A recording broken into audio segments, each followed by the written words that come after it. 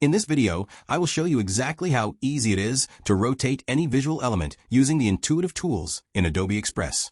Whether you are working on a professional graphic for social media or just a fun personal video project, knowing how to tilt and spin your media is essential for getting that perfect composition.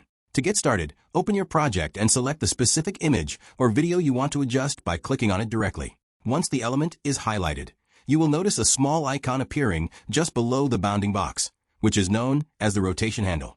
This handle is your primary tool for changing the angle of your content. Simply click and hold your mouse button on that handle.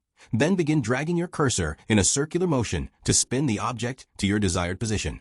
As you move your mouse, you will see a degree indicator that helps you achieve precise angles, which is incredibly useful if you are trying to align multiple items perfectly. If you want more control, you can also hold down the Shift key while dragging to snap the rotation to specific 45-degree increments, making it simple to flip something completely sideways or upside down without any guesswork.